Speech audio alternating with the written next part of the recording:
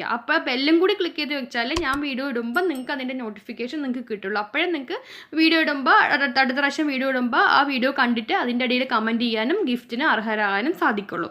Okay, അപ്പോൾ വേഗം തന്നെ സബ്സ്ക്രൈബ് ചെയ്തിട്ട് തൊട്ടടുത്തുള്ള ബെല്ലൈക്കൻ പ്രസ് ചെയ്ത് വെക്കാൻ മറക്കാതെ തന്നെ. അപ്പോൾ നമുക്കിപ്പോൾ വീഡിയോയിലേക്ക് കടക്കാം. നല്ല പഴുത്ത ചക്ക ഞാൻ എടുത്ത് വെച്ചിട്ടുണ്ട്. ഇവിടെ നമുക്ക് അധികമായിട്ട് കിട്ടാത്തൊരു സാധനമാണ്. നിങ്ങൾക്കറിയാലോ ഞാൻ ഷാർജയിലാണെന്നുള്ളത്. അപ്പോൾ നമുക്ക് അപൂർവമായിട്ടാണ് ചക്ക ഫ്രഷായിട്ട് കിട്ടുക. അപ്പോൾ അങ്ങനെയുള്ളവർക്ക് ചക്ക നമുക്ക് എപ്പോഴും എന്തെങ്കിലുമൊക്കെ ചെയ്യാൻ വേണ്ടി എടുത്ത് സൂക്ഷിക്കണം എന്നുണ്ടെങ്കിൽ 1 വർഷമൊക്കെ വരെ കേടുകൂടാതെ എങ്ങനെ സൂക്ഷിക്കാമെന്നാണ് നമ്മൾ ഇന്നത്തെ വീഡിയോയിൽ കാണിക്കുന്നത്. നാട്ടിലുള്ളവർക്ക് ഇപ്പോൾ ഇത് സുലഭമായി കിട്ടുന്ന സാധനമാണ്, വില കുറഞ്ഞും കിട്ടുന്നത്. എന്നാൽ ഇവിടെയാണെങ്കിൽ അതിൻ്റെ 3 ഇരട്ടി പൈസ കൊടുത്താൽ നമുക്കിത് കിട്ടുള്ളൂ, അതും കുറച്ച്. അപ്പം നമ്മൾ എന്ത് ചെയ്യണം പറഞ്ഞു കഴിഞ്ഞാൽ ചക്ക നല്ലവണ്ണം അതിൻ്റെ കുരുവും അതിൻ്റെ ഉള്ളിലുള്ള സാധനങ്ങളും അതിൻ്റെ പുറത്തുള്ള ഇതെല്ലാം കളഞ്ഞിട്ട് കഴുകരുത് ഇങ്ങനെ നമ്മൾ എടുത്ത് ഇതാക്കി വെക്കുക. അപ്പോൾ ചക്ക ഇഷ്ടമുള്ളവർക്കൊക്കെ അറിയാമല്ലോ, ചക്ക വെച്ച് നമുക്ക്